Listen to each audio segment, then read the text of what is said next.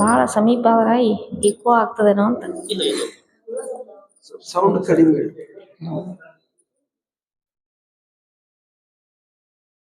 ಓಂ ಶ್ರೀ ಗುರು ಬಸವಲಿಂಗಾಯ ನಮಃ. ಓಂ ಶ್ರೀ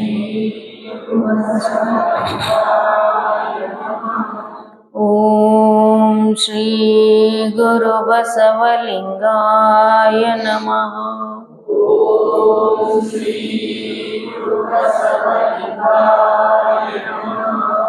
ಓಂ ಶ್ರೀ ಗುರು ಬಸವಲಿಂಗಾಯ ನಮಃ.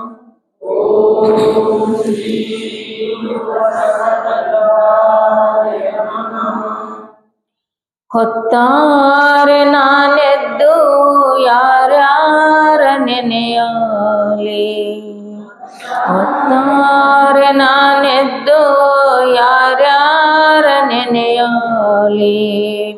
ಹೆಣ್ಣಿನ ಬಾಳಿಗೆ ಬೆಳಕಿತ್ತ, ಹೆಣ್ಣಿನ ಬಾಳಿಗೆ ಬೆಳಕಿತ್ತ ಬಸವನ. ಎದ್ದೊಂದು ಗಳಿಗೆ ನೆನೆದೇನಾ, ಎದ್ದೊಂದು ಗಳಿಗೆ ನೆನೆದೇನಾ, ಎದ್ದೊಂದು ಗಳಿಗೆ ನೆನೆದೇನಾ.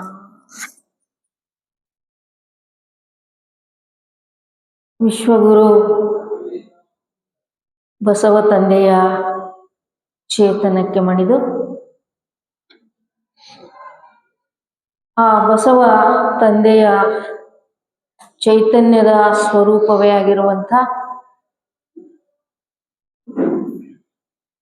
ಹೆಬ್ಬಾಳದಲ್ಲಿ ಅಕ್ಕ ಮಹಾದೇವಿಯ ಬದುಕು ಸಾಧನೆಯ ಪ್ರವಚನ ಮಾಡ್ತಾ ಇರುವಂಥ ವಿರತಿಶಾನಂದ ಅಪ್ಪಗಳವರಲ್ಲಿ ಹಣೆ ಮಣಿದು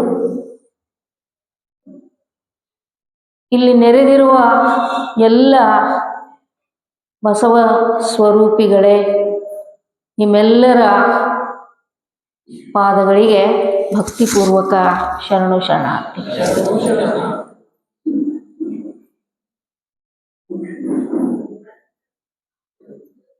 ಹೆಬ್ಬಾಳ್ ಅನ್ನುವಂಥ ಊರ ಹೆಸರು ಹೇಳಿದ್ವಿ.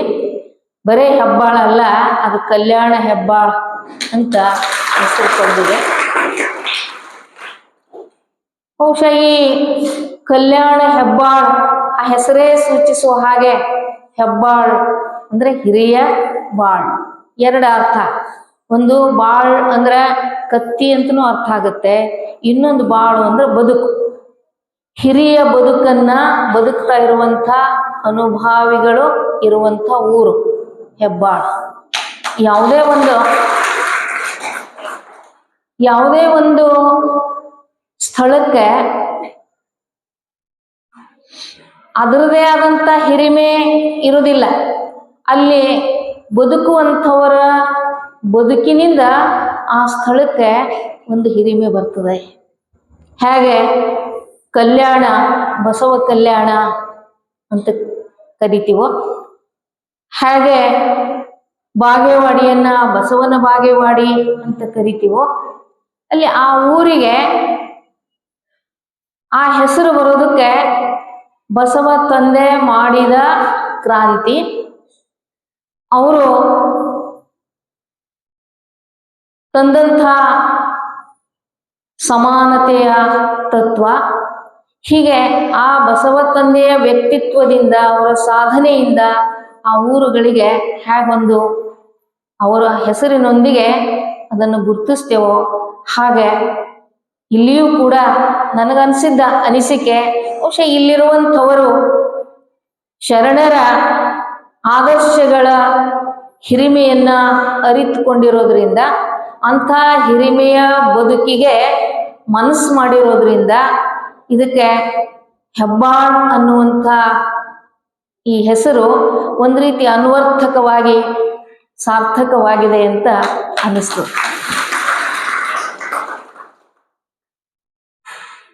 ಇಲ್ಲಿ ಅಪ್ಪ ಬಸವಣ್ಣನವರು ಈ ಸಮಾಜಕ್ಕೆ ಅಂಟಿಕೊಂಡಿರುವಂಥ 5 ಭೇದಗಳನ್ನ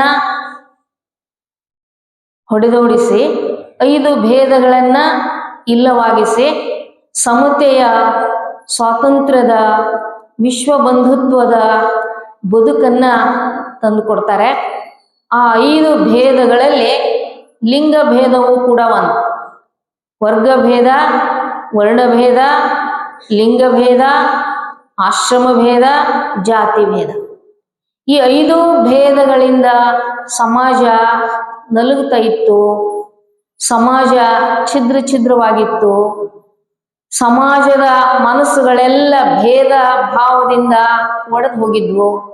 ಇಂಥ ಒಂದು ಬದುಕಿಗೆ ಸಾಮರಸ್ಯದ, ಸಮತೆಯ ಒಂದು ನೆಮ್ಮದಿಯ ಬದುಕನ್ನ ಅಪ್ಪ ಬಸವಣ್ಣನವರು ತಂದು ಕೊಟ್ಟಿರೋದ್ರಿಂದ ಆ ಒಂದು ಪರಿಣಾಮವಾಗಿ ಅಕ್ಕ ಮಹಾದೇವಿ ಅಂತ ವೈರಾಗ್ಯ ನಿಧಿ, ಇನ್ನುಳಿದ ಎಲ್ಲ ಶರಣೆಯರನ್ನು ನಾವು ನೆನೆಸಿಕೊಂಡ್ರೆ ಬೀದಿಯ ಕಸ ಹೊಡೆಯುವ ಕಾಯಕ ಮಾಡುವಂತಹ ಸತ್ಯಕ್ಕ, ಭತ್ತ ಕುಟ್ಟುವಂತಹ ಕಾಯಕ ಮಾಡುವ ಕೊಟ್ಟಣದ ಸೋಮವ್ವೆ, ಕೂಲಿ ಕೆಲಸ ಮಾಡುವಂತಹ ಕಾಲಕಣ್ಣಿ ಕಾಮಮ್ಮ, ಕದಿರೆ ನೂಲು ನೇಯುವಂತಹ ಕದಿರೆ ರೇವಮ್ಮ, ಅಮುಗೆ ರಾಯಮ್ಮ, ದೋಸೆಯ ಪಿಟ್ಟವ್ವೆ, ಗೊಗ್ಗವ್ವೆ, ಬೊಂತಾದೇವಿ, ಹೀಗೆ ನಾವು ಹೇಳ್ತಾ ಹೋದ್ರೆ ಅನೇಕ ಜನ ಶರಣೆಯರು ನಮಗೆ ಕಾಣಿಸ್ತಾರೆ. ಈ ಎಲ್ಲ ಶರಣೆಯರು ಅನುಭಾವಿಗಳಾಗಿ, ಜಂಗಮ ಮೂರ್ತಿಗಳಾಗಿ ತಮ್ಮ ಅನುಭವವನ್ನ ವಚನಗಳ ಮೂಲಕ ಅಭಿವ್ಯಕ್ತಪಡಿಸಿರೋದನ್ನ ನಾವು ನೋಡ್ತೀವಿ. ಇಂಥ ಒಂದು ಪರಿಣಾಮ, ಇದಕ್ಕೆ ಕಾರಣ ಏನು ಅಂದ್ರೆ ಬಸವ ತಂದೆ ಏನೊಂದು ಹೆಣ್ಣು ಕಡಿಮೆ, ಕೀಳು, ಮಾಯೆ, ಅಬಲೆ, ಪಾಪಿ, ಅಪವಿತ್ರಳು ಅನ್ನುವಂಥ ಏನು ಕೀಳು ಭಾವನೆಯಿಂದ ಅವರನ್ನು ನೋಡ್ತಾ ಇದ್ರೋ ಅದನ್ನ ಹೋಗಲಾಡಿಸಿ, ಲಿಂಗ ಭೇದ ಹೋಗಲಾಡಿಸಿ, ಅವಳು ಕೂಡ ಹಾಗೆ ಈ ನಿಸರ್ಗ ಇರೋದೇ ಪುರುಷ ಸ್ತ್ರೀ ಯಾವುದೇ ಇದು ಇದ್ರೂ ಕೂಡ ಇದೆಲ್ಲ ನಿಸರ್ಗ ಆಗಿರೋದೇ ಪಂಚಭೂತಗಳಿಂದ. ಪಂಚಭೂತಗಳಿಂದ ಹೆಣ್ಣಿನ ಶರೀರವೂ ಪಂಚಭೂತಗಳಿಂದನೇ ಆಗಿದೆ, ಪುರುಷನ ಶರೀರವೂ ಪಂಚಭೂತಗಳಿಂದನೇ ಆಗಿದೆ. ಈ ನಿಸರ್ಗದೊಳಗಿನ ಎಲ್ಲ ಸಕಲ ಚರಾಚರ ವಸ್ತುಗಳೆಲ್ಲ ಪಂಚಭೂತಗಳಿಂದಲೇ ಆಗಿದಾವೆ.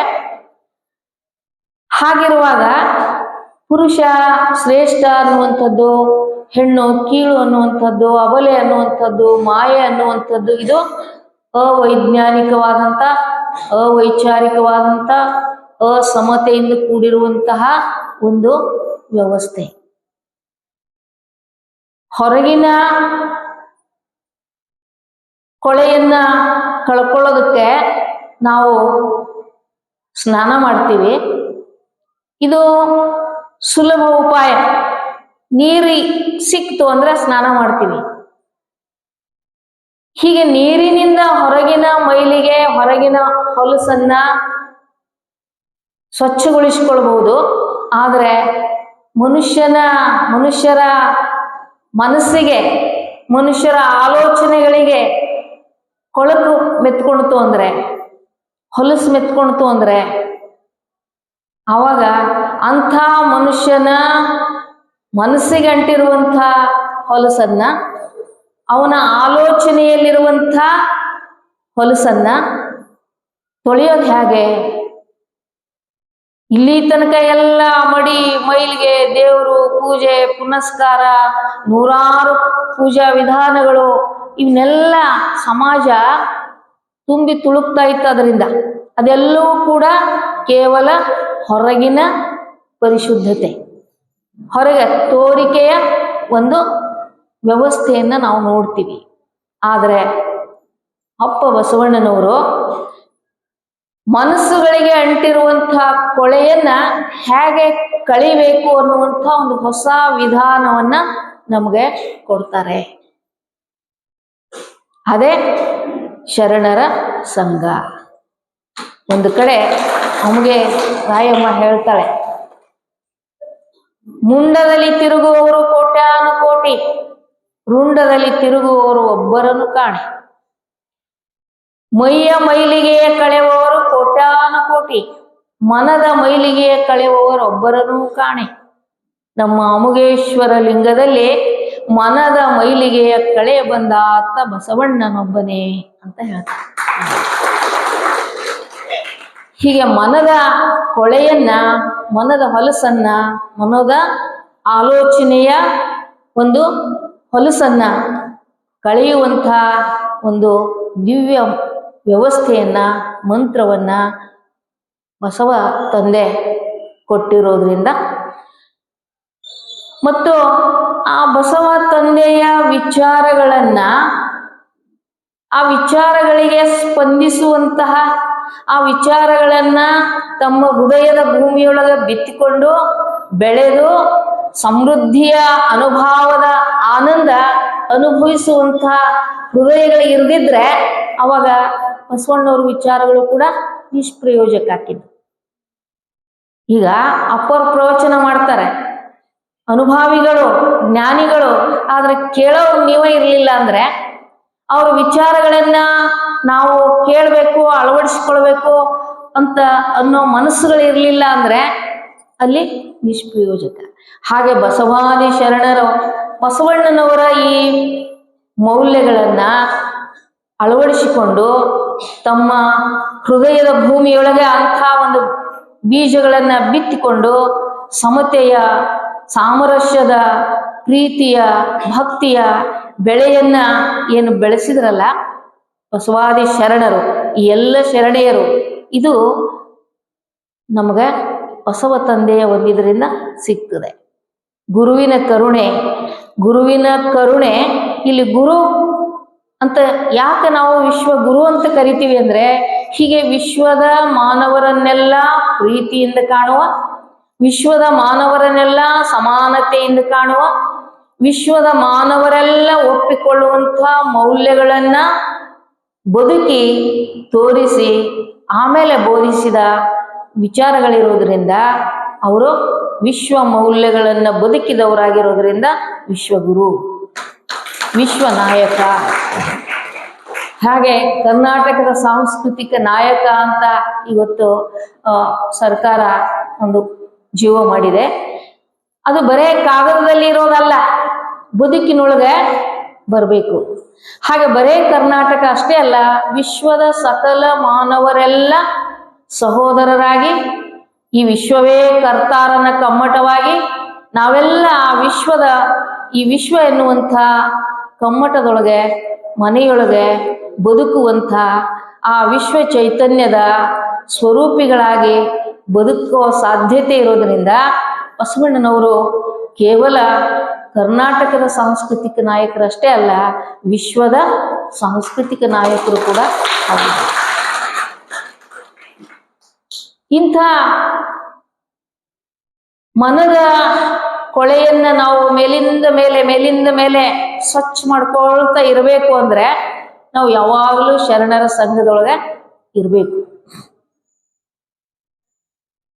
ಶರಣರ ಸಂಘ ಏನೆಲ್ಲ ಪರಿವರ್ತನೆಯನ್ನ ಮಾಡುವಂತಹ ಸಾಮರ್ಥ್ಯ ಶರಣರ ಸಂಘಕ್ಕಿದೆ. ಆದ್ದರಿಂದಲೇ ಶರಣರ ಹೇಗೆ ನಾವು ಬೇರೆ ಬೇರೆ ಇದಕ್ಕೆ ನಾವು ಬೇರೆ ಬೇರೆ ಸಾಧನೆಗಳನ್ನ, ಬೇರೆ ಬೇರೆ ಮಾಧ್ಯಮಗಳನ್ನ ಹುಡುಕಿಕೊಳ್ತೀವೋ, ಹಾಗೆ ನಮ್ಮ ಮನದ ಪರಿಶುದ್ಧಿಗೆ, ನಮ್ಮ ಮನದ ಸ್ವಚ್ಛತೆಗೆ, ನಮ್ಮ ಮನ ಘನಮನ ಆಗಬೇಕು ಅಂದ್ರೆ, ನಾವೆಲ್ಲ ಲಿಂಗ ಸ್ವರೂಪಿಗಳಾಗಬೇಕು ಅಂದ್ರೆ, ನಾವೆಲ್ಲ ಬಸವ ಸ್ವರೂಪಿಗಳಾಗಬೇಕಂದ್ರೆ ನಮ್ಮ ತನು, ಮನ, ಭಾವ ಇವೆಲ್ಲ ಪರಿಶುದ್ಧ ಆಗಬೇಕು. ಈ ತನು, ಮನ, ಭಾವ ಇವೆಲ್ಲ ಪರಿಶುದ್ಧ ಆಗಬೇಕು ಅಂದ್ರೆ ತನು, ಮನ, ಭಾವ ಪರಿಶುದ್ಧವಾದಂಥ ಶರಣರ ಸಂಘದಲ್ಲಿ ನಾವು ಸಮಯ ಕಳಿಬೇಕು. ಅಕ್ಕ ಹೇಳ್ತಾರೆ ನೋಡ್ರಿ, ಅಪ್ಪರು ಹೇಳಿದ್ರಲ್ಲ, ಅಕ್ಕ ಮಾದೇವಿ ಹೇಳ್ತಾರೆ, ನೀನು ಈ ಕಲ್ಯಾಣಕ್ಕೆ ಇದಕ್ಕೆ ಯಾಕೆ ಬಂದೆ ಅಂದ್ರೆ ಶರಣರ ಸಂಘದೊಳಗೆ ಆಡುವುದು, ಪಾಡುವುದು, ಹೇಳುವುದು, ಕೇಳುವುದು, ನೋಡುವುದು, ನುಡಿಸುವುದು ಸರಸ ಸಮ್ಮೇಳನವಾಗಿಪ್ಪುದಯ್ಯ ನಿಮ್ಮ ಶರಣರೊಡನೆ.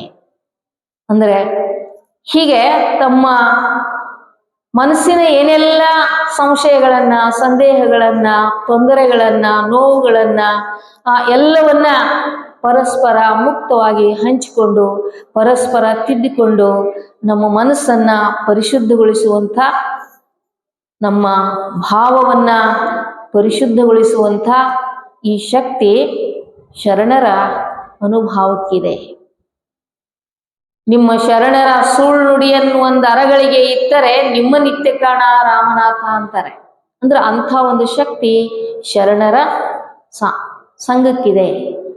ಆ ಶರಣರ ಅನುಭವಕ್ಕೆ ಅಂಥ ಒಂದು ಸಾಮರ್ಥ್ಯ ಇದೆ.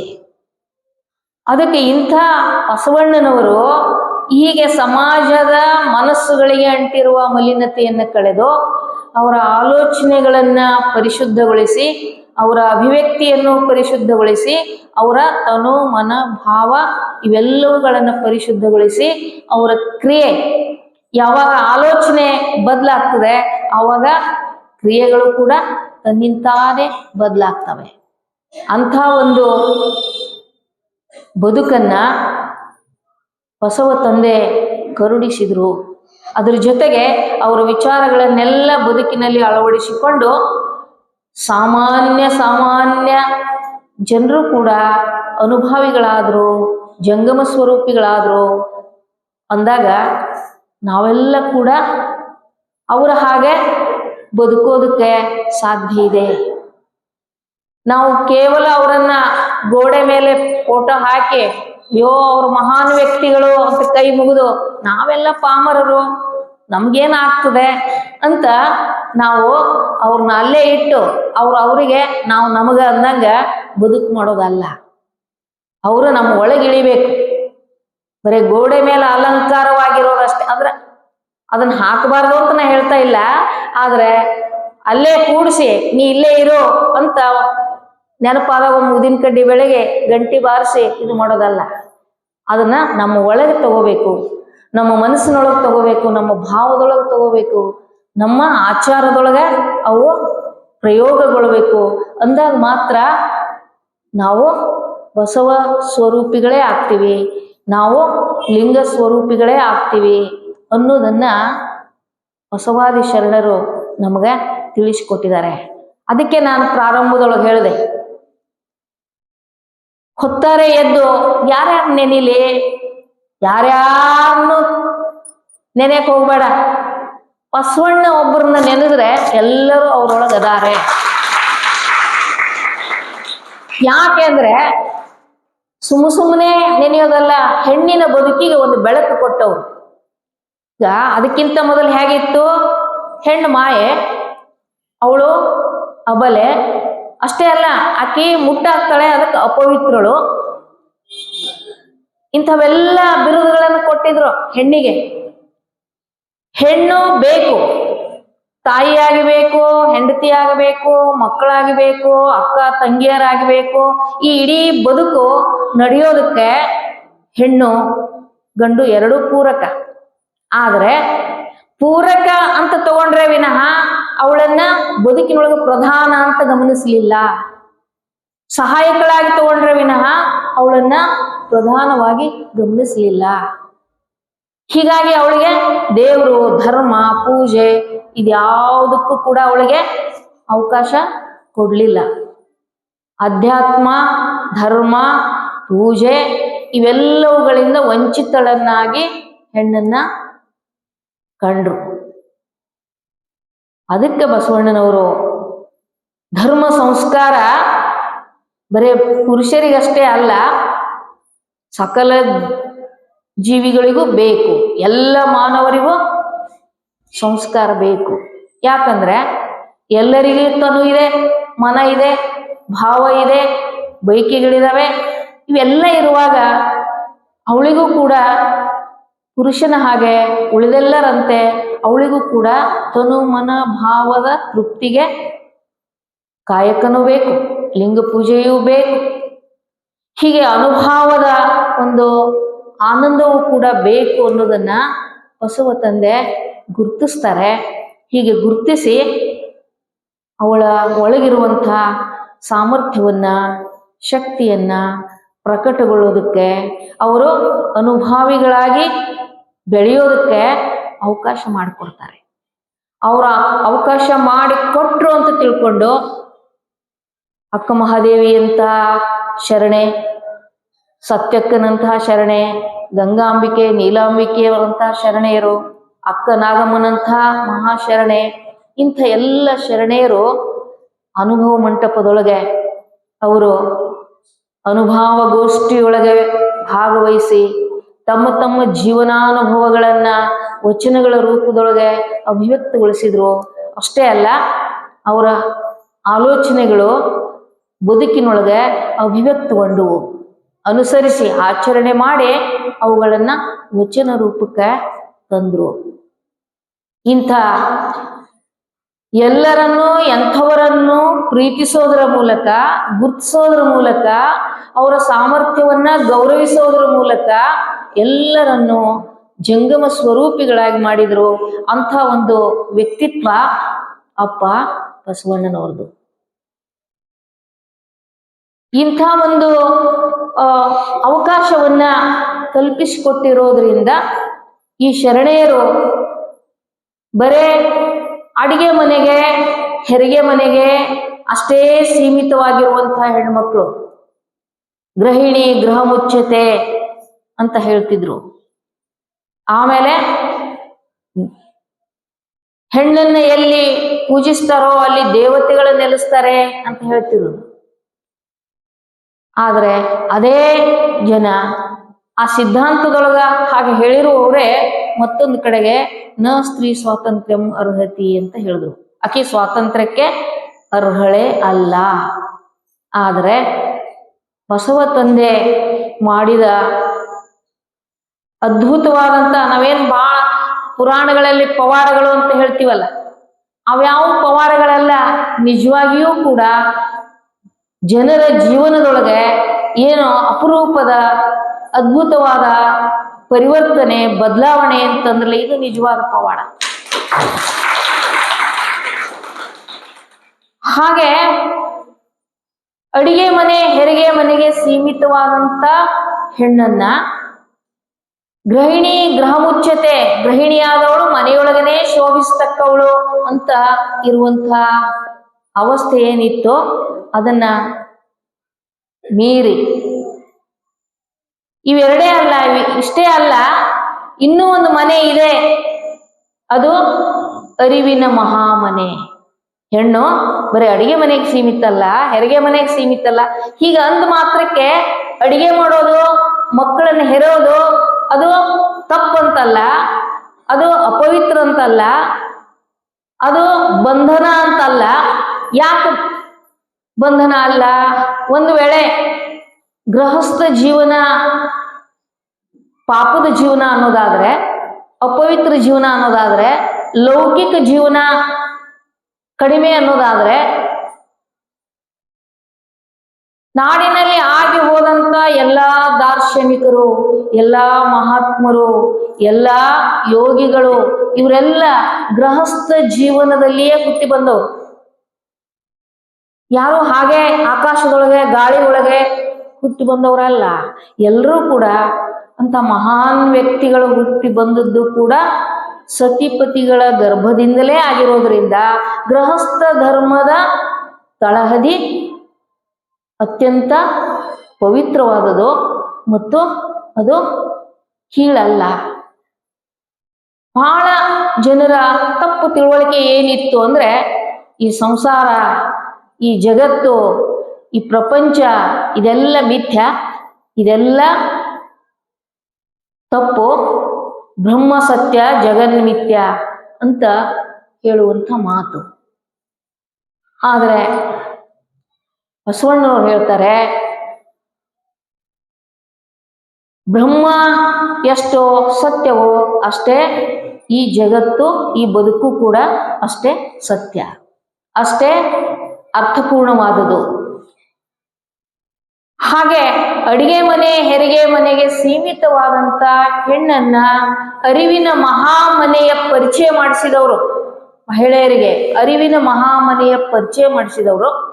ಆ ಅರಿವಿನ ಮಹಾಮನೆಯಲ್ಲಿ ಮಹಾಶರಣೆಯರಾಗಿ, ಮಹಾನ್ ಜಂಗಮ ಸ್ವರೂಪಿಗಳಾಗಿ, ಅನುಭಾವಿಗಳಾಗಿ ಅವರು ಅರ್ಥಪೂರ್ಣವಾದಂತ ಬದುಕನ್ನ ಬದುಕಿ ಇವತ್ತು ನಾವು ಅವ್ರನ್ನೆಲ್ಲ ಸ್ಮರಿಸ್ತಾ ಇದ್ದೀವಿ.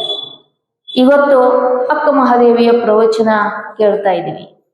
ಇವತ್ತು ಎಲ್ಲ ಶರಣೆಯರ ವಿಚಾರಗಳನ್ನ ನಾವು ಕೇಳ್ತೀವಿ.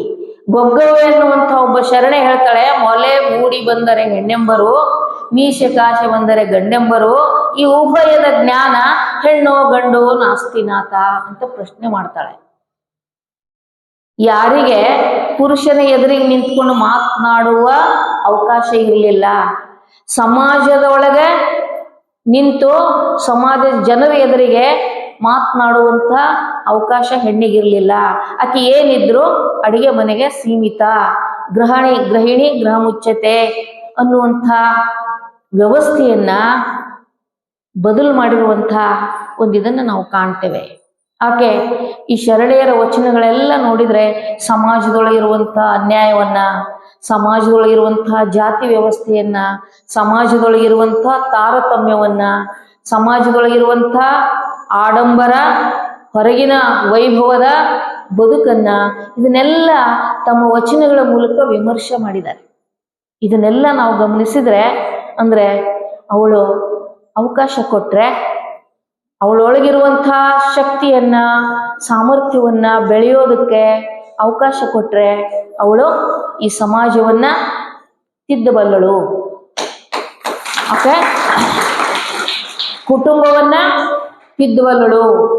ಹೀಗೆ ಗೃಹಸ್ಥ ಜೀವನದ ತಳಹದಿಯ ಮೇಲೆ ಈ ಬಸವ ಧರ್ಮ ನಿಂತಿರೋದನ್ನ ನಾವು ಕಾಣ್ತೇವೆ.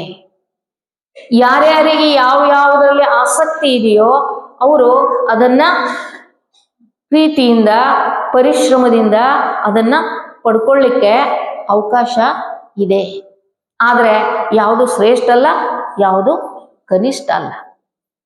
ಅಂಥ ಒಂದು ಸಮಾನತೆಯ ತತ್ವವನ್ನ ಬಸವ ತಂದೆ ನಮಗೆ ಕೊಟ್ಟು ಹೋಗಿದ್ದಾರೆ.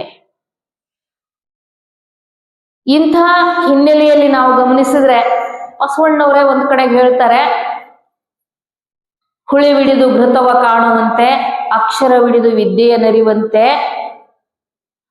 ಅನ್ನವ ಭೋಗಿಸಿ ಚೈತನ್ಯವ ಕೊಂಬಂತೆ, ಸತಿವಿಡಿದು ನಿರ್ವಾಣ ಸತಿಯ ಕಾಣುವರು ಕೇಳ ಪ್ರಭುವೇ ಅಂತಾರೆ. ಕೂಡಲ ಸಂಗನ ಶರಣರು ಸತಿವಿಡಿದು ನಿರ್ವಾಣ ಸತಿಯ ಕಾಣುವರು. ನಿರ್ವಾಣ ಸತಿ ಅಂದ್ರೆ ಮೋಕ್ಷ, ಬಿಡುಗಡೆ, ಮುಕ್ತಿ. ಸತ್ತ ಮೇಲಲ್ಲ, ಇದ್ದಾಗಲೇನೆ ಇವೆಲ್ಲ ಬದುಕನ್ನ ನ್ಯಾಯಯುತವಾದ ಮಾರ್ಗದೊಳಗೆ, ನೀತಿಯಿಂದ ಕೂಡಿರುವಂಥ ಮಾರ್ಗದೊಳಗೆ ನಾವು ಅನುಭವಿಸ್ತಾ ನಮಗೆ ಈ ಮಟ್ಟಕ್ಕೆ ಬೆಳೆಯೋದಕ್ಕೆ ಕಾರಣವಾಗಿರುವಂಥ ಕುಟುಂಬವನ್ನ, ಸಮಾಜವನ್ನ, ಸಂಸ್ಥೆಗಳನ್ನ, ತಾಯಿ ತಂದೆಯನ್ನ, ಗುರು ಹಿರಿಯರನ್ನ, ರಾಷ್ಟ್ರವನ್ನ ನಾವು ನಮಗಾಗಿ ಅದೇನು ನಮಗೆ ಖರ್ಚು ಮಾಡಿದೆ ಅಥವಾ ನಮ್ಮನ್ನು ಬೆಳೆಸೋದಕ್ಕೆ ಪ್ರೇರಣೆ ಕೊಟ್ಟಿದೆ, ಅದಕ್ಕೆ ನಾವು ಪ್ರತಿಯಾಗಿ ಕುಟುಂಬಕ್ಕೆ, ಸಮಾಜಕ್ಕೆ, ಧರ್ಮಕ್ಕೆ, ದೇಶಕ್ಕೆ ನಾವು ಸಂಪತ್ತಾಗಬೇಕೇ ವಿನಃ ಸಮಸ್ಯೆ ಆಗಬಾರ್ದು. ಹೀಗೆ ಸಂಪತ್ತಾಗುವಂತ ಕುಟುಂಬದ, ಸಮಾಜದ, ದೇಶದ ಸಂಪತ್ತಾಗಿ ಹೆಣ್ಣಾಗ್ಲಿ ಗಂಡಾಗ್ಲಿ ಬದುಕು ಮಾಡಿದರೆ ಆವಾಗ ಸಾರ್ಥಕವಾದ ಬದುಕಾಗ್ತದೆ ಮತ್ತು ಅದೇ ಶರಣ ಜೀವನ ಆಗ್ತದೆ. ಅದಕ್ಕೆ ಅವ್ರು ಏನು ಹೇಳಿದ್ರು, ಕಾಯಕ, ದಾಸೋಹ, ಇಷ್ಟಲಿಂಗ ಪೂಜೆ, ಪ್ರಸಾದ, ಸಂತೃಪ್ತಿ, ಇಂಥ ಒಂದು ಬದುಕನ್ನ ರೂಪಿಸಿದ್ರು. ಕಾಯಕ ಮಾಡಬೇಕು, ಧರ್ಮದ ಹೆಸರಿನೊಳಗೆ, ದೇವರ ಹೆಸರಿನೊಳಗೆ ಭಿಕ್ಷೆ ಬೇಡಬಾರ್ದು, ಅಥವಾ ಸೋಮಾರಿಗಳಾಗಿ ಇನ್ನೊಬ್ಬರನ್ನ ಅವಲಂಬಿಸಿ ನಮ್ಮ ಹೊಟ್ಟೆ ಹೊರಿಬಾರ್ದು. ಅಂಥ ಒಂದು ವ್ಯವಸ್ಥೆಯನ್ನ, ಅಂದ್ರೆ ದುಡಿಮೆಗೆ ಗೌರವ ಕೊಟ್ಟವರು, ದುಡಿಮೆಗೆ ಪ್ರಾಧಾನ್ಯತೆ ಕೊಟ್ಟವರು, ದುಡಿಮೆಯಲ್ಲಿ ದೇವರನ್ನ ಕಂಡವರು ಬಸವಾದಿ ಶರಣರು. ಅವ್ರಿಗಿಂತ ಪೂರ್ವದಲ್ಲಿ ಏನಿತ್ತು ಅಂದ್ರ ದುಡಿಲಾರ್ದವ್ರೆಲ್ಲ ಶ್ರೇಷ್ಠ ಅನಿಸ್ಕೊಂಡಿದ್ರು, ದುಡಿಯೋರೆಲ್ಲ ಕನಿಷ್ಠ, ದುಡಿಯೋರೆಲ್ಲ ಶೂದ್ರರು, ದುಡಿಯೋರೆಲ್ಲ ಅವರ ಅಧ್ಯಾತ್ಮ ಧರ್ಮ ಇದಕ್ಕೇನೋ ಅವ್ರಿಗೆ ಅವಕಾಶನೇ ಇರ್ಲಿಲ್ಲ. ಹೆಣ್ಣು ಕೂಡ ಶೂದ್ರಳು, ಅವಳಿಗೆ ಶಿಕ್ಷಣ ಇಲ್ಲ, ಅವಳಿಗೆ ಧರ್ಮ ದೇವರ ಪೂಜೆ ಇಲ್ಲ. ದುಡಿಯೋದು ಮಾತ್ರ ದುಡಿಬೇಕು. ಅವರು ದುಡಿದ ಪರಿಶ್ರಮವನ್ನ ಇವ್ರು ಭೋಗಿಸ್ಬೇಕು. ಬೇರೆಯವರು ದುಡಿದ ಪರಿಶ್ರಮ ಭೋಗಿಸೋರೆಲ್ಲ ದೊಡ್ಡವರು ಶ್ರೇಷ್ಠರು, ದುಡಿಯೋರೆಲ್ಲ ದುಡಿದು ತಮ್ಮ ಪರಿಶ್ರಮವನ್ನ ಅವ್ರಿಗೆ ಕೊಡೋರೆಲ್ಲ ಕನಿಷ್ಠರಾಗಿದ್ದರು. ಅಂಥ ಒಂದು ವ್ಯವಸ್ಥೆ ಏನಿತ್ತಲ್ಲ ಅದಕ್ಕೆ ಪ್ರತಿಯಾಗಿ ಪರ್ಯಾಯವಾಗಿ ಒಂದು ದುಡಿಮೆಯೇ ದೇವರು ಅನ್ನುವಂಥ ಕಾಯಕವೇ ಕೈಲಾಸ. ಎಲ್ಲೋ ಕೈಲಾಸ ಅನ್ನೋದಿಲ್ಲ, ನಾವು ಮಾಡುವ ಕಾಯಕದೊಳಗ ನಮ್ಮ ತನು ಮನ ಭಾವ ತನ್ಮಯ ಆದ್ರೆ ಅದೇ ಸ್ವರ್ಗ, ಅದೇ ಕೈಲಾಸ. ಅಲ್ಲಿರುವ ತೃಪ್ತಿ. ದುಡಿಮೆಯಿಂದ ಸಂಪತ್ತು ಬರ್ತದೆ, ದುಡಿಮೆಯಿಂದ ಬಂದ ಸಂಪತ್ತನ್ನ ನಮ್ಮ ಜೀವನದ ಅವಶ್ಯಕತೆಗಳೆಲ್ಲ ಪೂರೈಸಿಕೊಳ್ಳೋದಕ್ಕೆ ಸಹಾಯಕವಾಗ್ತದೆ ಅಂದಾಗ ಅದೇ ಸ್ವರ್ಗ ಜೀವನ ಅನ್ನುವಂಥ ತತ್ವವನ್ನ ಅವರು ಬದುಕಿ ಬೋಧಿಸಿರೋದ್ರಿಂದ ಅವೆಲ್ಲ ಇವತ್ತು ನಮಗೆ ಆದರ್ಶ ಆಗಿದಾವೆ. ಬದುಕಲಾರ್ದೆ ಬೋಧಿಸಿದ್ವಿ ಅಂದ್ರೆ ಅದು ಬಾಧಕ ಆಗ್ತದೆ ವಿನಃ ಅದು ಸಾಧಕ ಆಗೋದಿಲ್ಲ. ಅದಕ್ಕೆ ಬದುಕಿದ್ದನ್ನ ಅವರು ಬೋಧೆ ಮಾಡಿದ್ರು. ಯಾಕೆ ಬೋಧೆ ಮಾಡಿದ್ರು ಅಂದ್ರೆ ಬಸವಣ್ಣವರೇ ಹೇಳೋ ಹಾಗೆ ಅವರಿಂದ ಏನೋ ಒಂದು ಪ್ರತಿಫಲ ಬಯಸಿ ಇದು ಮಾಡ್ಲಿಲ್ಲ. ಎಲ್ಲರೂ ಸಮೃದ್ಧಿಯಿಂದ ಬದುಕಬೇಕು, ಎಲ್ಲರೂ ಸುಖದಿಂದ ಬದುಕಬೇಕು, ಎಲ್ಲರೂ ನೆಮ್ಮದಿಯಿಂದ ಬದುಕಬೇಕು, ಎಲ್ಲರೂ ಸಮಾನವಾಗಿ ಬದುಕಬೇಕು ಅನ್ನುವಂಥ ಒಂದು ಉದ್ದೇಶ ಅಪ್ಪ ಬಸವಣ್ಣವ್ರದ್ದು ಇತ್ತು ಅನ್ನೋದನ್ನ ನಾವು ಕಾಣ್ತೀವಿ. ಅವರ ಅಂಥ ಒಂದು ಶರಣರ ಸಂಘದೊಳಗೆ ಬೆಳೆದು ಬಂದಂಥ ಅಂಥ ಶರಣರ ಸಂಘದ ಅನುಭವವನ್ನ ಅನುಭವಿಸಿ ಅಂಗವಿಸಿಕೊಂಡಂಥ ಅಕ್ಕ ಮಹಾದೇವಿ ಹೇಳ್ತಾರೆ, ಹಗಲು 4 ಜಾವ ಅಸನಕ್ಕೆ ಕುದಿವರು, ಇರುಳು 4 ಜಾವ ವ್ಯಸನಕ್ಕೆ ಕುದಿವರು, ತಮ್ಮೊಳಗಿದ್ದ ಘನವ ತಾವರಿಯರು, ಅಗಸ ನೀರೊಳಗಿದ್ದು ಬಾಯಾರಿ ಸತ್ತಂತೆ ಅಂತ ಹೇಳ್ತಾರೆ. ಚನ್ನಮಲ್ಲಿಕಾರ್ಜುನ ಇವರು ಬದುಕು ಹೇಗೆ ಅಂದ್ರೆ ಅಗಸ ನೀರೊಳಗಿದ್ದು ಬಾಯಾರಿ ಸತ್ತಂತೆ. ಇಂಥ ಅನುಭವದ ನಿಲುವು ಅಕ್ಕನಲ್ಲಿ ಬರಬೇಕು ಅಂದ್ರೆ ಅಕ್ಕನಿಗೆ ಬಸವಾದಿ ಶರಣರ ವಚನಗಳ ಸಂದೇಶ ಸಂಚಾರಿ ಚರಜಂಗಮರ ಮೂಲಕ ಬಾಲ್ಯದಲ್ಲೇ ಉಡುತಡಿಯಲ್ಲೇ ಆಕೆ ತಿಳ್ಕೊಂಡಿದ್ಲು.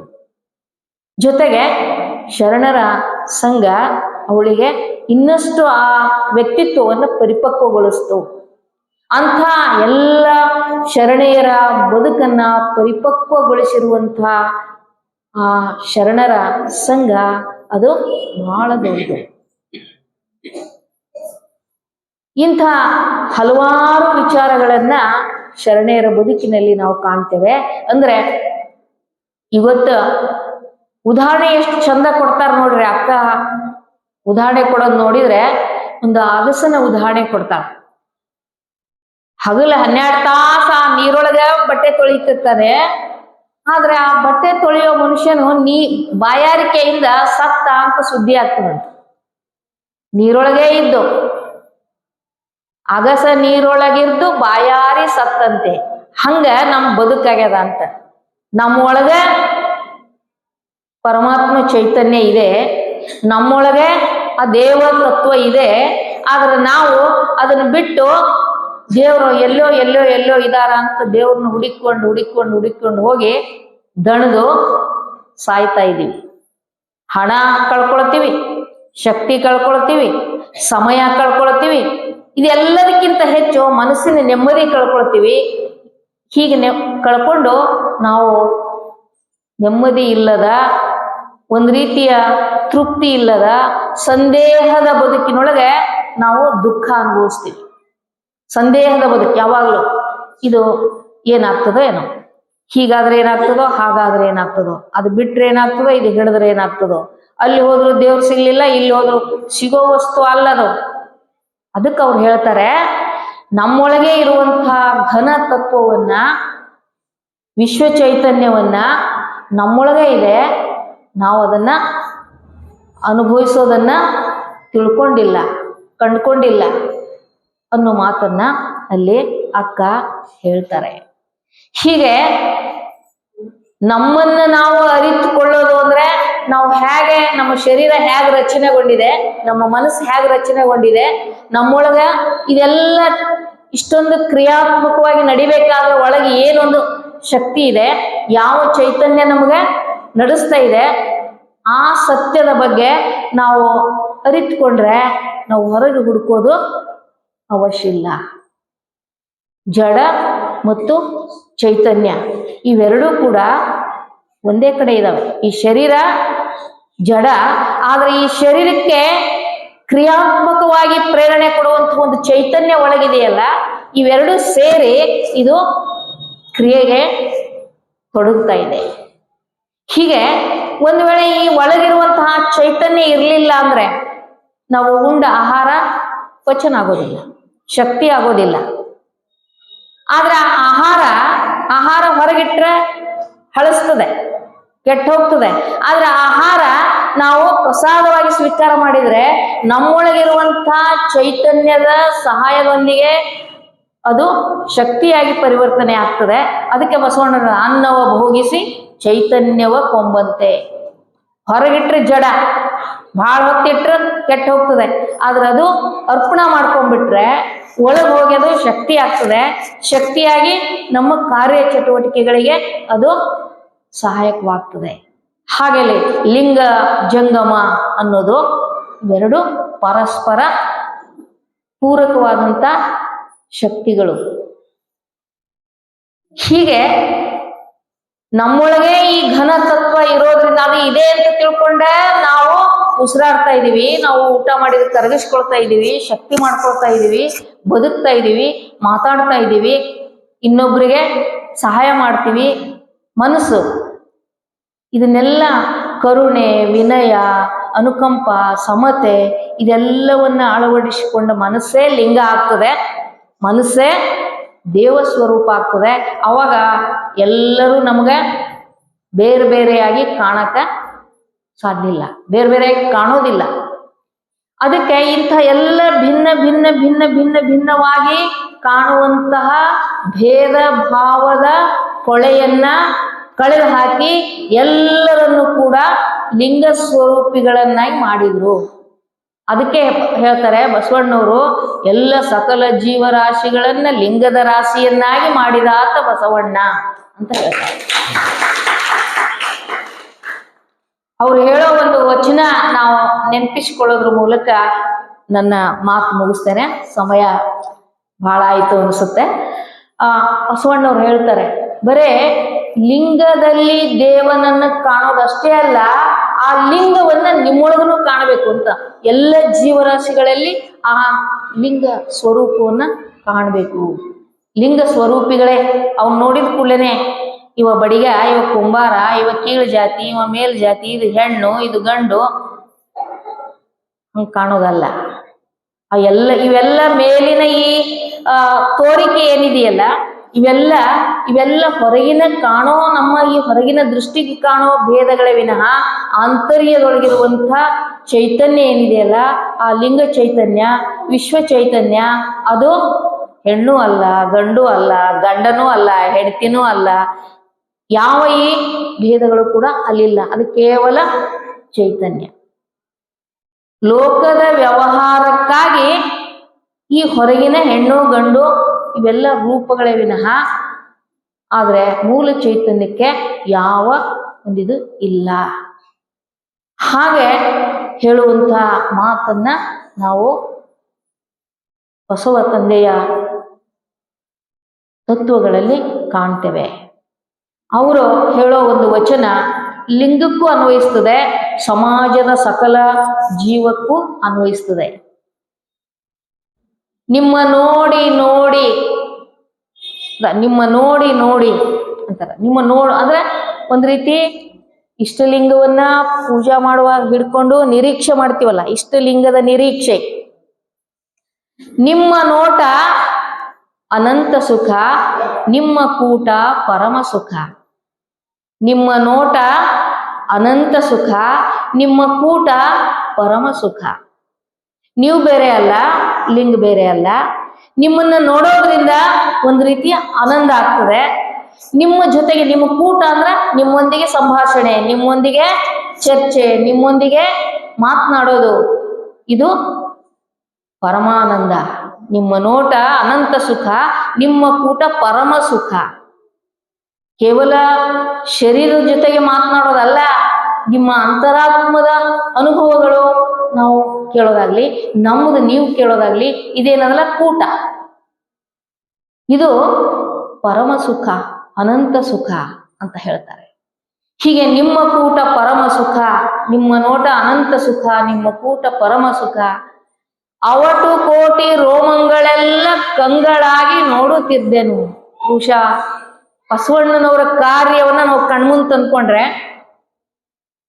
ಸಕಲ ಜೀವಿಗಳನ್ನೆಲ್ಲ ಅವರು ಎಷ್ಟು ಪ್ರೀತಿಯಿಂದ ನೋಡ್ತಾ ಇದ್ರು, ಎಷ್ಟು ಕಾಳಜಿಯಿಂದ ಅವ್ರ ಸಮಸ್ಯೆಗಳಿಗೆ ಪರಿಹಾರ ಕೊಡ್ತಿದ್ರು. ಯಾಕಂದ್ರೆ ಅವರು ಅರ್ಥಮಂತ್ರಿಯೂ ಆಗಿದ್ರು, ಪ್ರಧಾನಮಂತ್ರಿಯೂ ಆಗಿದ್ರು.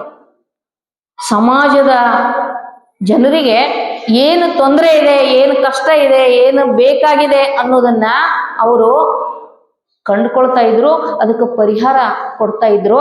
ಅದಕ್ಕೆ ಅವ್ರು ಹೇಳ್ತಾರೆ, ಮೈಯೆಲ್ಲ ಕಣ್ಣಾಗಿ ಅವಟು ಕೋಟಿ ರೋಮಗಳು, ನಮ್ಮ ಶರೀರದ ಮೇಲೆ ಏನು ರೋಮಗಳಿದಾವೆ, ರಂಧ್ರಗಳಿದಾವೆ, ಅವೆಲ್ಲ ಕಣ್ಣಾಗಿ ಎಲ್ಲಿ ಯಾರಿಗೆ ಏನು ಕೊರತೆ ಇದೆ, ಯಾರಿಗೆ ಏನು ಕಷ್ಟ ಇದೆ, ಯಾರು ಏನು ಕಷ್ಟ ಅನುಭವಿಸ್ತಾ ಇದ್ದಾರೆ, ಯಾರಿಗೆ ಯಾರಿಂದ ಶೋಷಣೆ ಆಗ್ತಾ ಇದೆ, ಯಾರಿಗೆ ಯಾರಿಂದ ವಂಚನೆ ಆಗ್ತಾ ಇದೆ, ಇದೆಲ್ಲವನ್ನು ಕೂಡ ಮೈಯೆಲ್ಲ ಕಣ್ಣಾಗಿ ನೋಡ್ತಾ ಇರುವಂತ ಅಪ್ಪ ಬಸವಣ್ಣವರ ಅನುಭವ ಇದು. ಅವಟು ಕೋಟಿ ರೋಮಂಗಳೆಲ್ಲ ಕಂಗಳಾಗಿ ನೋಡುತ್ತಿದ್ದೆನಯ್ಯ. ಕೂಡಲ ಸಂಗಮ ದೇವ, ನಿಮ್ಮ ನೋಡಿ ನೋಡಿ ಮನದಲ್ಲಿ ರತಿ ಹುಟ್ಟಿ, ನಿಮ್ಮ ಎಲ್ಲಾ ಈ ಸಮಸ್ಯೆಗಳನ್ನ ನೋಡಿ ನೋಡಿ ನೋಡಿ ಮನಸ್ಸಿನಲ್ಲಿ ಇವರ ಸಮಸ್ಯೆಗಳಿಗೆ ಸ್ಪಂದಿಸಬೇಕು ಅನ್ನುವಂಥ ಒಂದು ಪ್ರೀತಿ, ಕರುಣೆ. ಪ್ರೀತಿಯ ಇನ್ನೊಂದು ರೂಪವೇ ಕರುಣೆ. ಪ್ರೀತಿ ಇರದೇ ಇದ್ರೆ ಕರುಣೆ ಬರುವುದಿಲ್ಲ. ಹಾಗೆ ಇದನ್ನೆಲ್ಲ ನೋಡಿ ನೋಡಿ ನೋಡಿ ಮನಸ್ಸಿನಲ್ಲಿ ರತಿ ಹುಟ್ಟಿ ಅಂದ್ರೆ ಮನಸ್ಸಿನಲ್ಲಿ ನಿಮ್ಮೆಲ್ಲರ ಸಮಸ್ಯೆಗಳಿಗೆ ಪರಿಹಾರ ಹುಡುಕಿ ಒಳ್ಳೆಯ ಬದುಕು ಕೊಡಬೇಕು ಅನ್ನುವಂಥ ಕರುಣಾ ಭಾವನೆ ಏನಿದೆಯಲ್ಲ ಅದು ಹೇಳ್ತಾ, ಹೀಗೆ ಮನದಲ್ಲಿ ರತಿ ಹುಟ್ಟಿ ನಿಮಿರ್ಧವೆನ್ನ ಕಳೆಗಳು ಅಂತ ಹೇಳ್ತಾರೆ. ಇದು ಏನಿದೆಯಲ್ಲ ಬಸವಣ್ಣನವರ ಸಾಮಾಜಿಕವಾದಂಥ ವಿಶ್ವದ ಸಕಲ ಜೀವಿಗಳನ್ನು ನೋಡುವಂಥ ಅವರ ಕರುಣೆಯ ಅಂತಃಕರಣದ ಪ್ರೀತಿಯ ಒಂದು ನೋಟ. ಅಂಥ ನೋಟ ಅಳವಡಿಸಿಕೊಳ್ಳೋದೇ ಲಿಂಗ ಪೂಜೆಯ ಉದ್ದೇಶ. ಲಿಂಗ ಪೂಜೆ ಹೊರಗೆ ನಡೆಯೋದಷ್ಟೇ ಅಲ್ಲ, ಅದು ನಮ್ಮ ಅಂತರಂಗದಲ್ಲಿ ಬದಲಾವಣೆಗಳನ್ನ ತರಬೇಕು. ಹೊರಗೆ ಎಷ್ಟು ಕಾಲ ಪೂಜಿಸಿದ್ರು ಅದೇ ಯಾಂತ್ರಿಕವಾದಂತ ಪೂಜೆ ಅಲ್ಲ. ಅಕ್ಕ ಮಹಾದೇವಿ ತಾಯಿಯವರೇ ಹೇಳೋ ಒಂದು ವಚನ ಹೇಳಿ ನನ್ನ ಮಾತು ಮುಗಿಸ್ತೇನೆ. ತನು ಕರಗದವರಲ್ಲಿ ಮಜ್ಜನವನೊಲ್ಲೆಯ ನೀನು, ಮನ ಕರಗದವರಲ್ಲಿ ಪುಷ್ಪವನೊಲ್ಲೆಯ ನೀನು, ಹದುಳಿಗರಲ್ಲದವರಲ್ಲಿ ಗಂಧಾಕ್ಷತೆಯನೊಲ್ಲೆಯ ನೀನು, ಭಾವ ಶುದ್ಧವಿಲ್ಲದವರಲ್ಲಿ ಧೂಪವನೊಲ್ಲೆಯ ನೀನು, ಅರಿವು ಕಣ್ದೆರೆಯದವರಲ್ಲಿ ಆರತಿಯನೊಲ್ಲೆಯ ನೀನು, ಪರಿಣಾಮಿಗಳಲ್ಲದವರಲ್ಲಿ ಪ್ರಸಾದವನೊಲ್ಲೆಯ ನೀನು, ತ್ರಿಕರಣ ಶುದ್ಧವಿಲ್ಲದವರಲ್ಲಿ ತಾಂಬೂಲವನೊಲ್ಲೆಯ ನೀನು, ಹೃದಯ ಕಮಲ ಶುದ್ಧವಿಲ್ಲದವರಲ್ಲಿ ಇರಲೊಲ್ಲೆಯ ನೀನು, ಚನ್ನಮಲ್ಲಿಕಾರ್ಜುನ ಎನ್ನಲ್ಲಿ ಏನು ಉಂಟೆಂದು ಎನ್ನ ಕರಸ್ಥಲವ ಎಂಬುಗೊಂಡು ಹೇಳ ಅಂತ. ಇಲ್ಲಿ ನಾವು ಮಾಡೋ ಪೂಜೆ ಅರ್ಚನೆ ಅಂತೀವಲ್ಲ, ಈ ಅರ್ಚನೆಯ ಎಲ್ಲಾ ಅಂಶಗಳು ಈ ವಚನದೊಳಗೆ ಬರ್ತವೆ. ಆದ್ರೆ ಇವು ಯಾಂತ್ರಿಕ ಕ್ರಿಯೆ ಆಗಬಾರ್ದು, ಇದರಿಂದ ನಮ್ಮ ಒಳಗೆ ಬದಲಾವಣೆ ಆಗ್ಬೇಕು ಅಂತ. ತನು ಕರಗದವರಲ್ಲಿ ಬರೀ ಹೊರಗೆ ಮಜ್ಜನ ಹಾಕೋದಷ್ಟೇ ಅಲ್ಲ, ನಮ್ಮ ತನು ಕಾಯಕದಿಂದ ಬೆವರ್ಬೇಕು. ಬರೇ ಹೂವು ಅರ್ಪಿಸೋದಲ್ಲ, ಯಾರೋ ತಂದು ಕೊಟ್ಟ ಹೂವು ಕೆಲವು ಸಲ ಇವರೇ ಕಾಂಪೌಂಡ್ ಜಿಗದ್ ಕಳತನ ಮಾಡಿ, ಈ ಶ್ರಾವಣ ಮಾಸದಾಗ ನೋಡ್ಬೇಕ್ರಿ ನಮ್ ಕಡೆ, ಇಲ್ಲಿ ಮಾಡ್ತಾರೋ ಇಲ್ಲೋ ಗೊತ್ತಿಲ್ಲ, ನಮ್ ಕಡೆ ಮಾತ್ರ ಅವ್ರ ಕಾಂಪೌಂಡ್ನಾಗ ಇವ್ರ ಕಾಂಪೌಂಡ್ನಾಗ ಅವ್ರು 7ಕ್ಕಿಂತ ಮೊದಲ ಹೋಗಿ ಹೂ ಹರ್ಕೊಂಡ್ಬಂದು ದೇವರಿಗೆ ಅರ್ಪಣೆ ಮಾಡೋದು. ಆ ಆ ಅದರ ಪ್ರತಿಫಲ ಏನ ಆ ಹೂವಿನ ಗಿಡ ಬೆಳೆದವ್ರಿಗೆ ಹೋಗ್ತೈತೋ, ಹೂವಿಗೆ ಹೋಗ್ತೈತೋ, ಕದ್ದು ತಂದು ಇವ್ರಿಗೆ ಬರ್ತೈತೋ ಗೊತ್ತಿಲ್ಲ. ಹಿಂಗೆ ಇವೆಲ್ಲ ಏನ್ ಅದಾವಲ್ಲ, ಇವು ಹೊರಗೆ ಅರ್ಪಣೆ ಮಾಡೋದ್ರ ಉದ್ದೇಶ ಏನು ಅಂದ್ರೆ ನಮ್ಮ ಒಳಗೆ ಬದಲಾವಣೆ ಆಗ್ಬೇಕು ಅಂತ. ಅದಕ್ಕಲ್ಲಿ ಪುಷ್ಪ ಅಲ್ಲೇನ ಮನ ಕರಗಬೇಕು, ಮನ ಕರುಣೆಯಿಂದ ಕರಗಬೇಕು. ಆಮೇಲೆ ಹದುಳಿಗರಲ್ಲದವರಲ್ಲಿ ಗಂಧಾಕ್ಷತೆ ಅನ್ನೋಲ್ಲಿಯ ಗಂಧ ಅಕ್ಷತೆ ಅವನ ಹಾಕಿ ಪೂಜಾ ಮಾಡೋ ಅರ್ಚನೆಯ ಒಂದು ಕ್ರಮಗಳು. ಆದ್ರೆ ಇಲ್ಲಿ ಬರೇ ಈ ಯಾಂತ್ರಿಕವಾಗಿ ಹೊರಗೆ ಅರ್ಪಣೆ ಮಾಡೋದಲ್ಲ, ಹದುಳ ಮೃದುತ್ವ, ಇನ್ನೊಬ್ಬರನ್ನ ಕಂಡಾಗ ಸೌಜನ್ಯದಿಂದ ವಿನಯದಿಂದ ಬನ್ನಿ ಅಂತ ಕರೆಯೋದು, ಆರಾಮಿದ್ದೀರಾ ಅಂತ ಕೇಳೋದು, ಕೈ ಮುಗಿಯೋದು, ಇಂಥ ಒಂದು ಭಾವ ಇರ್ಲಿಲ್ಲ ಅಂದ್ರ ಏನ್ ಪ್ರಯೋಜನ? ಗಂಧಾಕ್ಷತೆ ಭಾವನೆಗಳು ಪರಿಶುದ್ಧ ಇರ್ಲಿಲ್ಲ ಅಂದ್ರ ಧೂಪ ಎಷ್ಟು ಬೆಳಗಿದ್ರ, ಧೂಪ ಬೆಳಗೋದ್ರ ಉದ್ದೇಶ ಏನು ಅಂದ್ರೆ ನಮ್ಮ ಭಾವ ಪರಿಶುದ್ಧ ಆಗ್ಬೇಕು. ನಮ್ಮ ಭಾವ ಪರಿಶುದ್ಧ ಆಗೋದೇ ಅಕ್ಕ ಹೇಳೋ ಹಾಗೆ ಉಸಿರಿನ ಪರಿಮಳವಿರಲು ಕುಸುಮದ ಹಂಗೆ ಕೈಯ ಅಂತ ಕೇಳ್ತಾಳೆ. ಹಾಗೆ ಭಾವಶುದ್ಧಿ, ಧೂಪ ಹಾಕೋದೇನಿದೆಯಲ್ಲ ಭಾವಶುದ್ಧಿಯ ಸಂಕೇತ. ಆರತಿ ಬೆಳಗೋದೇನಿದೆಯಲ್ಲ ನೋಡಿ, ಜಗತ್ತಿಗೆ ಬೆಳಕು ಕೊಟ್ಟಂತ ವಿಶ್ವ ಚೈತನ್ಯ ಪರಮಾತ್ಮ, ಅವನಿಗೆ ನಾವು ಒಂದು ಆರತಿ ಹಿಡಿದು ನಾನು ನಿನಗೆ ತುಪ್ಪದ ದೀಪ ಬೆಳಗಾಕತ್ತೀನಿ. ಮತ್ ನಾವು ಮಾಡೋವೆಲ್ಲ ಹೆಂಗ್ ಮಾಡ್ತೀವಿ ಅಂದ್ರೆ, ಮಾಡೋದ್ರ ಹಿಂದೆಲ್ಲ ಒಂದು ಬಯಕೆ, ನನಗೆ ಇದನ್ನ ಆಗ್ಬೇಕು, ನನಗೆ ಅದನ್ನ ಆಗ್ಬೇಕು, ನನಗೆ ಇಷ್ಟು ಸಂಪತ್ತು ಬರ್ಬೇಕು, ಈ ನೌಕರಿ ಸಿಗ್ಬೇಕು, ಆ ದುಡ್ಡು ಬರ್ಬೇಕು, ಏನೇನೋ ಬಯಕೆಗಳು. ಅಂದ್ರೆ ನಮ್ಮ ಬಯಕೆ ಲಿಸ್ಟ್. ದೇವ್ರಿಗೆ ಲಂಚ ಕೊಡ್ತೀವಿ, ನಿನಗೆ ಇದನ್ನ ಲಂಚ ಕೊಡ್ತೀನಿ, ನೀ ನನಗೆ ಹಿಂಗ್ ಮಾಡು. ಹೊರಗೆ ಹೆಂಗ್ ಲಂಚ ಅದ ನೋಡ್ರಿ, ಹಂಗ ಈ ಪೂಜೆಯೊಳಗ ಲಂಚ ಅರ್ಪಣೆ ಮಾಡಿ ನನಗೆ ಅದು ಬೇಕು, ಇದು ಬೇಕು, ಇದು ಬೇಕು. ಹೊರಗಿಂದ ಅರ್ಪಣೆ ಮಾಡ್ತೀವಿ, ಹೊರಗಿಂದ ಬೇಡ್ತೀವಿ, ಹೊರಗಿಂದ ಅರ್ಪಣೆ ಮಾಡ್ತೀವಿ, ಹೊರಗಿಂದ ಬೇಡ್ತೀವಿ. ಅದಕ್ಕ ಪ್ರಭುದೇವರು ಹೇಳ್ತಾರೆ, ಹೊರಗನ ಕೊಯ್ದು ಹೊರಗನೆ ಅರ್ಪಿಸುವ ಅಂತ ಹೇಳ್ತಾರೆ. ಆಮೇಲೆ ಅವ್ರು ಇನ್ನೂ ಒಂದು ವಚನ ಹೇಳ್ತಾರೆ, ನಮ್ಮ ಭಕ್ತಿ ಹೆಂಗಾಗ್ಯದ ಅಂದ್ರೆ ತೋರಿ ಉಂಬ ಲಾಭ, ಬರೇ ತೋರ್ಸೋದು ಜಗತ್ತಿಗೆಲ್ಲ. ಏನು ಗಂಟಿ, ಏನ್ ದೀಪ, ಏನ್ ಧೂಪ, ಏನ್ ಅವ್ರದು, ಏನು ವೈಭವ ಇತ್ರಿ ಪೂಜಾ, ಬರೇ ಕಣ್ಣಿನ ವೈಭವ. ಇಂಥವುಗಳನ್ನ ವಿಡಂಬನೆ ಮಾಡ್ತಾರೆ. ಹಾಗೆ ಇಲ್ಲಿ ಅರಿವು, ನಮ್ಮ ಅರಿವು ಜಾಗೃತ ಆಗ್ಬೇಕು. ಆ ಅರಿವಿನ ಸಂಕೇತ ಈ ದೀಪವೇ ವಿನಃ ನಾವು ತುಪ್ಪದ ದೀಪ ಹಚ್ಚಿದ್ರೇನೋ, ಎಣ್ಣೆ ದೀಪ ಹಚ್ಚಿದ್ರೇನೋ, ನಮ್ಮ ಒಳಗ ಅರಿವಿನ ದೀಪನ ಆರಿತ್ತು ಅಂದ್ರೆ ಹೊರಗಿನ ದೀಪ ಏನ್ ಬೆಳಕು ಕೊಡ್ತದೆ ಅಂತ ಪ್ರಶ್ನೆ ಮಾಡ್ತಾರೆ ಅಕ್ಕ. ಹೀಗೆ ಪ್ರಸಾದ ಯಾರಿಗೋ ತಲೆ ಹೊಡೆದು, ಯಾರಿಗೋ ಮೋಸ ಮಾಡಿ, ಎಲ್ಲಿಂದಲೋ ತಂದು ಪ್ರಸಾದ ಅರ್ಪಿಸೋದಲ್ಲ. ನಮ್ಮ ಕಾಯಕದಿಂದ ನಾವು ಬೆವರು ಸುರಿಸಿ ನಾವು ಗಳಿಸಿದ ಸಂಪತ್ತಿನಿಂದ ಖಾರ ರೊಟ್ಟಿನ ಇದ್ರೂ ಕೂಡ ಅದು ಪ್ರಸಾದ ಆಗ್ತದೆ, ಲಿಂಗ ಪ್ರಸಾದ ಆಗ್ತದೆ. ಕಾಯಕದಿಂದ ಬಂದುದು ಕಾರೆಯ ಸೊಪ್ಪಾದರೂ ಲಿಂಗಕ್ಕೆ ಅರ್ಪಿತ ಅಂತ. ದಿನವಿಡೀ ದುಡಿದು ಹೊಲ್ದಾಗ ಕಳೆ ತೆಗಿಯಕ್ ಹೋಗಿ ದಿನವಿಡೀ ದುಡಿದು ಆ ಕಳೆ ತೆಗಿಯುವಾಗ ಸಿಕ್ಕಿದ್ದು ಒಂದಿಟ್ಟು ಹಕ್ಕರಕ್ಕಿ ಪಲ್ಯನೋ ಕಿರ್ಕ್ಸಾಲಿ ಪಲ್ಯನೋ ತಂದು ರೊಟ್ಟಿ ಬೇಯಿಸಿ ರೊಟ್ಟಿ ಹಂಚಿನೊಳಗನ ಒಂದಿಟ್ಟು ಹುರಿದು ಹಚ್ಕೊಂಡ್ ತಿಂತಾರ ನೋಡ್ರಿ, ಅದು ಪ್ರಸಾದ ಅಲ್ಲೇನು? ಅಂದ್ರೆ ನಾವು ದುಡಿದದ್ದು ಏನ್ ಬರ್ತದ ಅದು ಪ್ರಸಾದ. ಎಲ್ಲೋ ಗುಡಿಯೊಳಗೆ ಸಿಗೋದು, ಎಲ್ಲೋ ಯಾರೋ ಕೊಟ್ಟದ್ದು, ಯಾರ್ದೋ ಶ್ರಮದಿಂದ ಬಂದದ್ದು ಪ್ರಸಾದ ಆಗೋದಿಲ್ಲ. ನಮ್ಮ ದುಡಿಮೆಯಿಂದ ಬಂದದ್ದು ಮಾತ್ರ ಪ್ರಸಾದ ಆಗ್ತದೆ. ಅದು ಅಕ್ಕ ಹೇಳ್ತಾರೆ. ಹೀಗೆ ನಮ್ಮ ತ್ರಿಕರಣಗಳು, ಮಾತು, ಮನಸ್ಸು, ಮೈ, ಇವು ಪರಿಶುದ್ಧ ಆದಾಗ ಮಾತ್ರ ತಾಂಬೂಲ ಅರ್ಪಣೆ,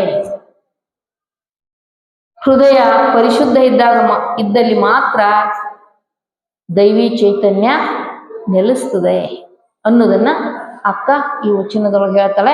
ಹೀಗೆ ಇದಕ್ಕೆ ಪೂರಕವಾಗಿ ಮತ್ತೆ ಯಾರ್ಯಾರ್ದೆಲ್ಲ ಶರಣೆಯರ ವಚನಗಳು ತಗೊಂತ ಹೋದ್ರೆ ಹಿಂಗೆ ಮತ್ತೆ ಟೈಮು ಮುಂದೆ ಹೋಗ್ತದೆ. ಅದಕ್ಕೆ ಹೀಗೆ ನಮ್ಮ ಅಂತರಂಗದೊಳಗೆ ಬದಲಾವಣೆಗಳ ಆಗೋದರ ಸಂಕೇತವಾಗಿ ನಾವು ಹೊರಗಿದನ್ನೆಲ್ಲ ಪೂಜೆ ಮಾಡ್ತೀವಿ ವಿನಃ ಇದನ್ನೇ ಒಳಗೆ ಹೋಗೋದೇ ಇಲ್ಲ. ಇಲ್ಲಿಗೆ ಎಂಡ್, ಇಲ್ಲಿದೆ ಸ್ಟಾರ್ಟ್ ಆಗೋದು ಮತ್ತೆ ಇಲ್ಲಿಗೆ ಕೊನೆ ಆಗೋದು, ಇದಕ್ಕೆ ಸ್ಟಾರ್ಟ್ ಆಗೋದು ಮತ್ತೆ ಇಲ್ಲೇ ಕೊನೆ ಆಗೋದು. ಮತ್ತು ಹೊರಗಿನ ಬೇಡಿಕೆ, ನಮ್ಮ ಮನಸ್ಸನ್ನ ಅರ್ಪಣೆ ಮಾಡೋದೇ ಇಲ್ಲ. ಬರೇ ಹೊರಗಿನ ದೀಪ ಧೂಪ ಆರತಿ ಆ ನೈವೇದ್ಯ ಏನ್ ನೋಡ್ಬೇಕ್ರಿ. ಸೋಮವಾರಕ್ಕೊಂದು ನೈವೇದ್ಯ, ಮಂಗಳವಾರಕ್ಕೊಂದು ನೈವೇದ್ಯ, ಸೋಮವಾರಕ್ಕೊಂದ್ ದೇವ್ರು, ಮಂಗಳವಾರಕ್ಕೊಂದ್ ದೇವ್ರು, ಇಂಥ ಹಲವಾರು ಇದ್ರೊಳಗೆ ಹೋಗಿ ನಾವು ದಣಿತೀವಿ ವಿನಃ ಮನಸ್ಸಿಗೆ ನೆಮ್ಮದಿ ಸಿಗುವುದಿಲ್ಲ. ಮನಸ್ಸಿಗೆ ನೆಮ್ಮದಿ ಸಿಗಬೇಕು ಅಂದ್ರೆ ನಮ್ಮ ಒಳಗೆ ಬದಲಾವಣೆ ಆಗ್ಬೇಕು. ಈ ಪೂಜೆಗೆ ತಕ್ಕ ಹಾಗೆ ಒಳಗಿನ ಬದಲಾವಣೆಗಳಾಗ್ತಾ ಹೋದ್ರೆ ಅವಾಗ ನಮ್ಮ ಮನಸ್ಸಿಗೆ ಸಮಾಧಾನ ಸಿಗ್ತದೆ. ಆ ಸಮಾಧಾನ ನೆಮ್ಮದಿ ಅದನ್ನೇ ಇಲ್ಲೇನ್ ಹೇಳ್ತಾರೆ, ಲಿಂಗವೇ ನಾವು ಆಗ್ಬೇಕು ಅನ್ನೋ ಉದ್ದೇಶ. ಲಿಂಗ ಪೂಜೆ ಉದ್ದೇಶವೇ ವಿನಃ ನನಗೆ ಮನೆ ಕೊಡು, ಮಠ ಕೊಡು, ಅದನ್ನ ಕೊಡು, ಇದನ್ನ ಕೊಡು, ಹೊರಗಿನ ವಸ್ತುಗಳು ಅಲ್ಲ. ಹೊರಗಿನ ವಸ್ತುಗಳು ದೇವ್ರು ಕೊಟ್ಟಾನ, ಅದನ್ನ ನಾವು ಸರಿಯಾಗಿ ಉಪಯೋಗಿಸ್ಕೊಳ್ಬೇಕು, ದುಡಿದು ಉಪಯೋಗಿಸ್ಕೊಳ್ಬೇಕು.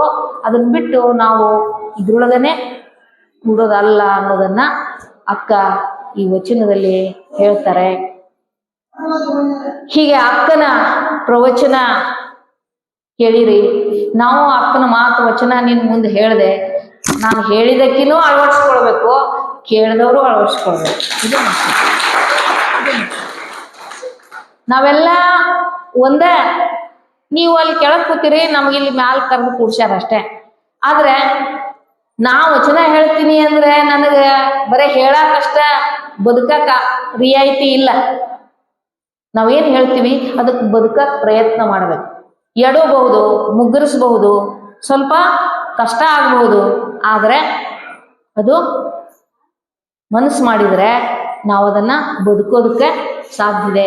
ಹಾಗೆ ನಾವು ನೀವು ಎಲ್ಲ ಇಲ್ಲಿವರೆಗೂ ಅಪ್ಪರೇನು ಅಕ್ಕ ಮಹಾದೇವಿಯ ಪ್ರವಚನ ಮಾಡಿದ್ದಾರೆ. ನಾನು ನಿಮ್ಗೆ ಅಕ್ಕನ ವಚನ ಹೇಳಿದ್ದೇನೆ ಅಂದ್ರೆ ನಾನ ಹೇಳಿನಿ ಅಂತ ಅನ್ಕೋಬೇಡ್ರಿ. ಶರಣರು ಎಲ್ಲ ಕೊಟ್ಟು ಹೋಗ್ಯಾರ, ಅವ್ರು ಕೊಟ್ಟ ಬುತ್ತಿ ಹಿಂಗೈತ್ ನೋಡ್ರಿ ಅಂತ. ಕೊಟ್ಟ ಬುತ್ತಿ, ಶರಣರ ಬುತ್ತಿ, ಅನುಭವದ ಬುತ್ತಿ ಇಷ್ಟು ಚಂದದ, ಇಷ್ಟು ಮಧುರದ, ಇದು ಎಂದೆಂದೂ ಕೊಳೆಯೋದಿಲ್ಲ, ಹಳಸೋದಿಲ್ಲ, ಇದು ಎಂದೆಂದೂ ಮೌಲ್ಯ ಕಳ್ಕೊಳ್ಳೋದಿಲ್ಲ ಅಂಥ ಬುತ್ತಿ. ಅದನ್ನ ನಾವು ನೀವು ಎಲ್ಲ ಬದುಕಿನೊಳಗೆ ಅದನ್ನ ಉಂಡು ಅಂದ್ರೇನು ಅದನ್ನ ಅಳವಡಿಸಿಕೊಂಡು ಅದನ್ನ ಆಚರಿಸಿ ನಾವು ನಮ್ಮ ಬದುಕಿನೊಳಗೆ ಸಂತೃಪ್ತಿಯಿಂದ ಬದುಕೋಣ. ಅಂಥ ಒಂದು ಶಕ್ತಿ ಆ ಬಸವಾದಿ ಶರಣರು ನಮಗೆಲ್ಲ ಕೊಡ್ಲಿ ಅಂತ ಹಾರೈಸಿ, ಇಲ್ಲಿ ಈ ಊರಿನ ಎಲ್ಲ ಶರಣ ತಾಯಿ ತಂದೆಯರು ಮತ್ತು ವಿರಕ್ತಾನಂದ ಅಪ್ಪ ಅವರು ಈ ಒಂದು 4 ಮಾತು ಹೇಳೋದಕ್ಕೆ ಅವಕಾಶ ಮಾಡಿಕೊಟ್ಟಿದ್ದಾರೆ.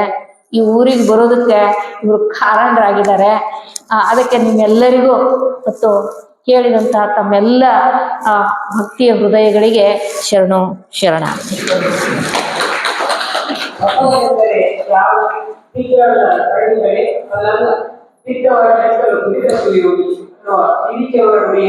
ಹಲವು ವಚನಗಳನ್ನು ದರ್ಶನ ಮಾಡುವುದರ ಮುಖಾಂತರ ಅಪ್ಪ ಬಸವಕುಲದ ಸತ್ವಾವಲೋಕನ ಉಲ್ಲಂಘಿಸಿದಂತಹ ಭಕ್ತಿಪೂರ್ವಕ ಈಗ